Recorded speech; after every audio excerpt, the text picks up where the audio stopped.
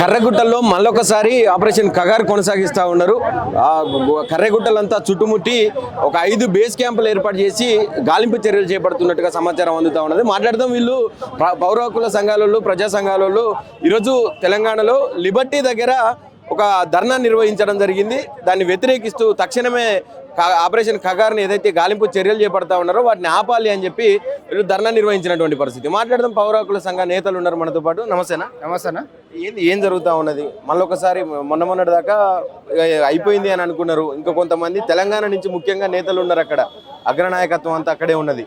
వాళ్ళని కూడా మట్టుపెట్టే ప్రయత్నం చేస్తుంది కేంద్రం. ఏం చెప్పాలనుకుంటున్నారు? ఏం డిమాండ్ చేస్తా ఉన్నారు?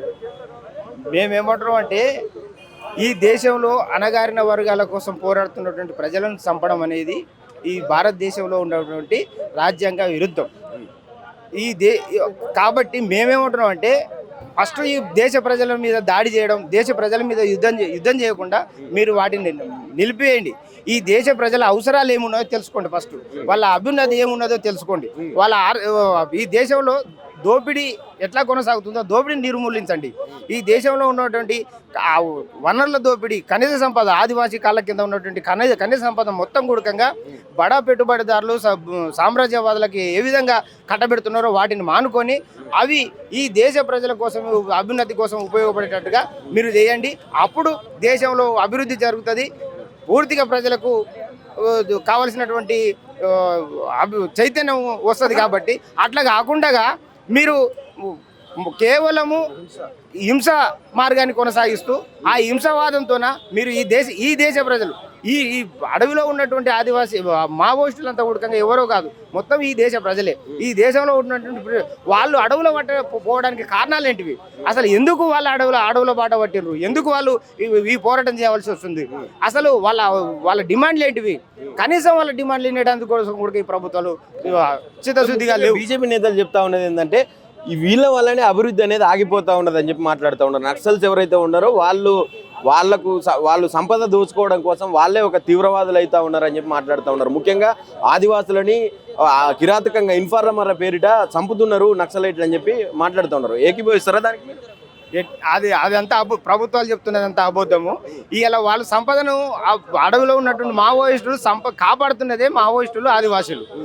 వాళ్ళు ఈ సంపదను ఎట్లా దోసుకపోతారు? వాళ్ళతోన యంత్రాలు లేవు. ఇప్పుడు రాజ్యంతోనే ఉన్నటువంటి యంత్రాలు లేవు, లేదా అధునాతనమైన టెక్నాలజీ లేదు. దానివల్ల వాళ్ళు అడవిలో ఉన్నటువంటి సంపదను వాళ్ళేటో దోసుకపోతారు అనేది ఇది చాలా హాస్యాస్పదమైనటువంటి విషయము. ప్రభుత్వాలు అసలు ఇది చెప్పుకోవడానికే చాలా సిగ్గుసేటు. కాబట్టి మేమేమంటున్నామంటే, ఈ దేశానికి కావాల్సినటువంటి సంపదను, వనరులను కాపాడుతున్నదే ఆదివాసీ ప్రజలు. అక్కడ అడవి సంపద కావచ్చు, భూగర్భంలో ఉన్నటువంటి ఖనిజ సంపద కావచ్చు, వాటిని మొత్తాన్ని కాపాడుతున్నది ఆదివాసీ ప్రజలు, మావోయిస్టులు మాత్రమే. ఈ దేశానికి నిజంగా అభివృద్ధి అంటే వాళ్ళు చేస్తున్నటువంటిదే అభివృద్ధి. ఈ పాలకులు చేస్తున్నది మొత్తం కూడకంగా కార్పొరేట్లకు ఎర్రది వాచి బట్టి దేశ సంపదను మొత్తం దోచి వాళ్ళకు పెడుతున్నారు. కాబట్టి దానికోసమే తిరుగుబాటు వస్తున్నది. ఆ విధానాన్ని మానుకోవాలి. ప్రజల అవసరాలు ఏమున్నాయో, ప్రజల మౌలిక అవసరాలు ఏమున్నాయి, ఈ రాజ్యాంగంలో కల్పించబడేటువంటి హక్కులు ఏవైతే ఉన్నాయో, ఇప్పుడున్నటువంటి ఈ రాజ్యాంగాన్ని సమూలంగా అమలు జరిపినప్పుడే ఈ దేశ ప్రజలకు సరైనటువంటి న్యాయం జరుగుతుంది, అభివృద్ధి జరుగుతుంది. అంతే తప్ప ప్రభుత్వాలు చెప్తున్నటువంటి విధానాలను మేము ఎట్టి పరిస్థితుల్లో అంగీకరించాము. అది తప్పుడు విధానం. సిద్ధంగా ఉన్నారా నిజంగానే నక్సలైట్లు, ఈ మావోయిస్టులు చర్చలకు సిద్ధం అని చెప్పి, శాంతి చర్చలకు సిద్ధం అని చెప్పి గతం నుంచి వస్తున్నాయి వార్తలు, కానీ ప్రభుత్వం అయితే ఎక్కడ కూడా చర్చలకు తావిస్తలేదు. నిజంగానే సిద్ధంగా ఉన్నారా మావోయిస్టులు? వాళ్ళు గత 8 నెలల కిందనే ప్రకటించి ఉన్నారు. ఈ రోజు కూడకంగా ప్రభుత్వాలకు చిత్తశుద్ధి ఉంటే, ప్రజల అవసరాలు తీర్చాలని వాళ్ళకి చిత్తశుద్ధి ఉంటే వాళ్ళ డిమాండ్లు ఏం పెడతారు? అసలు కనీసం డిమాండ్లు వినేటందుకోసమన్నా మీరు అంగీకరించాలి కదా. అది అంగీకరించకుండా అసలు మేము చర్చలు లేవు, ఏవి లేవు, ఏకంగా మేము మొత్తం చంపుకుంటూ పోవడమే హింసా మార్గమే మా మార్గం అంటానంటే, వాళ్ళు ఏమంటున్నారు? రాజ్యాంగబద్ధంగా ప్రజల హక్కుల కోసం మావోయిస్టుల హక్కులు ఏంటివి, డిమాండ్లు ఏంటివి అంటే ప్రజల అనగారినటువంటి ప్రజల డిమాండ్సే మా డిమాండ్స్. కాబట్టి ఆ డిమాండ్ల ప్రకారంగా మీరు చర్చలు జరపండి. నిజంగా మీరు దాంట్లో సఫలీకృతం అయితే దేశం బాగుపడుతుందని చెప్పేసి వాళ్ళు కోరుతున్నారు. ఏం డిమాండ్ చేస్తున్నారు మరి? అమిత్ షాకి ఏం చెప్తావు? ఆయన ఇంకో నెల టైం ఉన్నది అంతే, ఆయన పెట్టిన గడువుల ఈ నెలలోపు ఏరేసే ప్రయత్నం జరుగుతుంది అని చెప్పి నమ్ముతున్నారు బీజేపీ వాళ్ళు బలంగా. ఇక లేదు మావోయిస్ట్ ఉద్యమం ఇక అంతం అయిపోయింది అని చెప్పి మాట్లాడుతూ ఉన్నారు. ఏం చెప్తావు అమిత్ షాకి? ఈ దళారీ పాలక విధానం ఎప్పుడు ఉడకంగా అటువంటి విధానాలను ఎప్పుడూ మాట్లాడుతూనే ఉంటారు. కానీ ఈ దేశంలో దోపిడీ, అణచివేత, అన్యాయము ఇవన్నీ ఉన్నంత కాలం ఈ ప్రజా తిరుగుబాటు అనేది ఎప్పటికీ కొనసాగుతూనే ఉంటుంది. ఎప్పుడైతే అణచివేత, దోపిడీ లేకుండా పోతుందో ఆనాడే ఈ దేశంలో ఈ విధానాలన్నీ పోతాయి. కాబట్టి ఇట్లాంటి నిర్బంధాలు, ఇట్లాంటి అణచివేతలు, ఇట్లాంటి ఊచకోతలు, ఇట్లాంటి చంపుడులు ఇవాళ కొత్తవి వచ్చినాయి కాదు. గత 30-40 ఏళ్ళ నుంచి జరుగుతున్నటువంటి విధానాలే ఇవాళ జరుగుతున్నాయి. ఉడకంగా ఈ ప్రభుత్వాలు ఏం చేస్తున్నాయంటే మేమేదో పెద్ద అద్భుతాలు సృష్టిస్తున్నాం, మేమేదో కొత్త విధానాలు తీసుకొస్తున్నాం అని చెప్పేసి మాట్లాడుతూ ఒక అబద్ధాన్ని బాగా ప్రచారం చేస్తున్నాయి తప్ప ఈ అణచివేతలు అనేటివి, ప్రజల మీద దోపిడీ అనేటివి, దాడులు అనేటివి ఇవాళ కొత్తగా వచ్చినాయి కావు, 30 ఏళ్ళ నుంచి జరుగుతున్నవే. కాబట్టి వాటిని ఎదుర్కొంటూ ప్రజలు ఖచ్చితంగా దోపిడీ విధానానికి ఎదురొడ్డి ప్రజలు నిరంతరం పోరాడుతూనే ఉంటారు. అన్న చెప్పండి, తెలంగాణలో ముఖ్యంగా కొన్ని ప్రాంతాలు ఇప్పుడు ఏదైతే కొత్తగూడెంకి సంబంధించి ఉన్నాయో కర్రెగుట్టలకు ఆనుకొని ఉన్నటువంటి ప్రాంతాలన్నీ కూడా పోలీసు బలగాల ఆధీనంలో ఉన్నట్టుగా మనకు కనిపిస్తూ ఉన్నది. బేస్ క్యాంపులు ఏర్పాటు చేసుకొని ఆ చెక్ పోస్టులు పెట్టి కూడా వాళ్ళు అక్కడికి రాకపోకలు బంద్ చేసినట్టుగా కనిపిస్తాం. ఏం చెప్తారు? వాస్తవానికి ఈ కర్రెగుట్టల చుట్టూ జరుగుతున్నటువంటి మావోయిస్టుల పేరుతో జరుగుతున్నటువంటి అణచివేత గత 2 సంవత్సరాల నుండి అప్రతిహతం కొనసాగుతూ ఉన్నది. వాళ్ళు ఏదైతే ఆపరేషన్ మొదట్లో ప్రారంభమైందో దాంట్లో ఓడిపోయినరు. మళ్ళా ఈ డెడ్ లైన్ అనేది కూడా దగ్గరకు వచ్చింది కనుక ఆ డెడ్ లైన్లో గెలవాలంటే తెలంగాణలోకి చొరబడి ఉన్నారు అనేది అనుమానం వ్యక్తం చేస్తూ తెలంగాణ గవర్నమెంట్ని కూడా దీంట్లో ఇన్వాల్వ్ చేసి మన తెలంగాణ బిడ్డల్ని కూడా చంపాలనే కుట్రలో భాగంగానే ఈ కూంబింగ్ జరుగుతున్నాయి. కనుక తెలంగాణ ప్రభుత్వం, కాంగ్రెస్ ప్రభుత్వం ఉన్నది ఇక్కడ.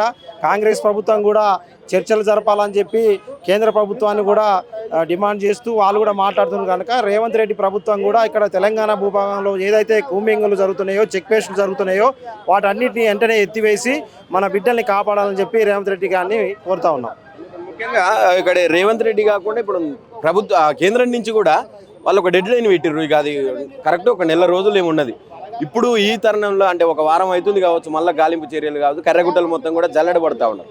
మరి నిజంగానే అంతం అయ్యే ఛాన్స్ ఉందా? అది ఎట్టి పరిస్థితుల్లో అంతం కాదు. అసమానతలు అనేటివి ఉన్నంత కాలం పోరాటాలు అనేటివి, తిరుగుబాట్లు అనేటివి సహజంగా వస్తాయి. ఆ విషయం అమిత్ షా గారికి తెలుసు, కేంద్ర ప్రభుత్వానికి తెలుసు. గత 60 సంవత్సరాల నుంచి వెళ్ళి కూడా ప్రజా ఉద్యమాలు వస్తూ ఉన్నాయి. ఆ ఉద్యమాల వెలువలో భవిష్యత్తులో కూడా ఉద్యమాలు జరుగుతూ ఉన్నాయి. వాళ్ళే చర్చలకు వస్తామని చెప్పి 1-2 సార్లు మావోయిస్ట్ పార్టీ కోరుతున్నప్పటికి కూడా చర్చలు ఏం లేవు, మేము ఆఖరి మనిషిని కూడా చంపుతామని చెప్పి అమిత్ షా మాట్లాడుతున్నారు. ఇది రాజ్యాంగానికి వ్యతిరేకం. సుప్రీంకోర్టు కూడా తన బిడ్డల్ని తాను చంపుకోదని చెప్పి గతంలో కూడా ఆజాద్ ఎన్కౌంటర్ సందర్భంగా మాట్లాడినటువంటి పరిస్థితులు కూడా ఉన్నాయి. అన్నింటినీ కూడా తుంగలో దొక్కి అలా కేంద్ర ప్రభుత్వం మొండిగా కార్పొరేట్లకు ఒత్తాసు పలుకుతూ తీసుకుంటున్న నిర్ణయాలన్నీ కూడా రేపు ఓడిపోతాయని చెప్పి మేము చెప్తా ఉన్నారు. కార్పొరేట్ వ్యవస్థ అక్కడ ఉండబోతా ఉన్నది. అడవులన్నీ కూడా కార్పొరేట్ దాంట్లోకి అప్పచెప్పే ప్రయత్నం చేస్తూ ఉన్నారని చెప్పి మీరు ఏదైతే చెప్తున్నారో దాన్ని పూర్తిగా వ్యతిరేకిస్తూ ఉన్నారు. కేంద్రం నుంచి కావచ్చు, బీజేపీ నాయకులంతా కూడా. ఇది బూటకం. అక్కడ అసలు వీళ్ళుండబట్టే అభివృద్ధి జరగట్లేదు. ఇక వాళ్ళకు బడులు వద్దా, వాళ్ళకు లైట్లు వద్దా, కరెంట్ వద్దా అని చెప్పి మాట్లాడుతూ ఉన్నారు. అదే బడులు గుడులు మొత్తం దేశవ్యాప్తంగా ఇప్పటికే అన్నం లేని వాళ్ళు లేదా ఏదైతే తిండికి లేని వాళ్ళు ఉన్నారు, దేశవ్యాప్తంగా ఎంతోమంది బిచ్చగాళ్ళు ఉన్నారు అని చెప్పి వాళ్ళ నివేదికలే చెప్తా ఉన్నాయి. అక్కడ ఒక దండకారణ్యంలో లేకపోతే ఛత్తీస్గఢ్, ఒరిస్సా, జార్ఖండ్ లాంటి అడవిలు ఉన్నటువంటి ప్రాంతంలోనే అభివృద్ధి అనేది కాదు. అభివృద్ధి అక్కడ కూడా జరగాలంటే ముందు వాళ్ళకు ఉండడానికి ఇల్లు లేదా కట్టుకోవడానికి బట్ట, నీటి వసతి, కరెంటు, విద్యుత్తు, అదేవిధంగా ఆరోగ్య కేంద్రాలు ఏర్పాటు చేయాలని చెప్పి అప్పుడున్నటువంటి పార్టీ అంటా ఉంది. అక్కడ ఉన్నటువంటి ఆదివాసులు కూడా కోరుతూ ఉన్నారు.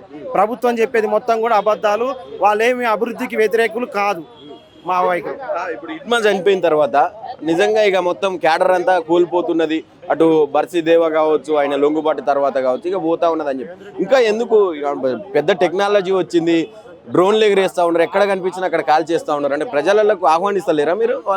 వైమానిక దాడులు కానీ, సైనిక క్యాంపులు కానీ మొత్తంగా కూడా కార్పొరేట్ వాళ్ళకు మైనింగ్ను అప్పచెప్పడం కోసం మాత్రమే అక్కడ యుద్ధ వాతావరణం చేసి మన బిడ్డల్ని చంపుతున్నారు తప్ప ఇది ఇంకో విషయం కాదని చెప్పి మేము నమ్ముతా ఉన్నాం.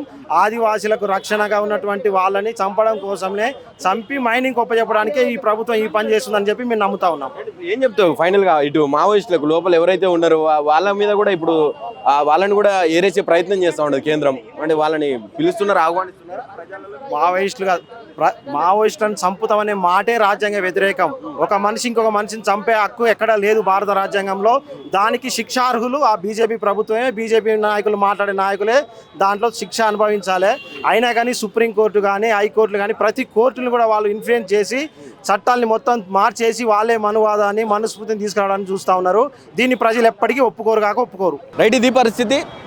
కగార్ 2 ఏదైతే కొనసాగిస్తూ ఉన్నారో వేలాది మంది బలగాలతోటి కర్రెగుట్టలను చుట్టుముట్టి అక్కడ ఉన్నటువంటి ప్రాంతాలను కూడా వాళ్ళ ఆధీనంలోకి తీసుకున్నారు పోలీసులు. దాన్ని తక్షణమే ఆపివేయాలి. మనుషులను చంపినంత మాత్రాన ప్రశ్నను చంపలేవు, విప్లవాన్ని చంపలేవు అని చెప్పి ఇక్కడున్నటువంటి ప్రజా సంఘాల నేతలు, పౌర హక్కుల సంఘాల నేతలు అనేది డిమాండ్ చేస్తూ ఉన్నారు. తక్షణమే తెలంగాణలో కూడా చెక్ పోస్టులు ఏర్పాటు చేశారు, బేస్ క్యాంపులు ఏర్పాటు చేశారు. దీంట్లో కూడా ఎత్తివేయాలి. దీన్ని కొనసాగింపు చర్యగా ఇంకా చేస్తే మాత్రం ఇలాంటి ఉద్యమాలు మరెన్నో పుడతాయి రాష్ట్రంలో అని చెప్పి కూడా హెచ్చరిస్తూ ఉన్నటువంటి పరిస్థితి చూస్తూ ఉన్నాం. కెమెరా పర్సన్ ప్రవీణ్తో నవీన్, ఆద్య టీవీ, హైదరాబాద్, లిబర్టీ నుంచి.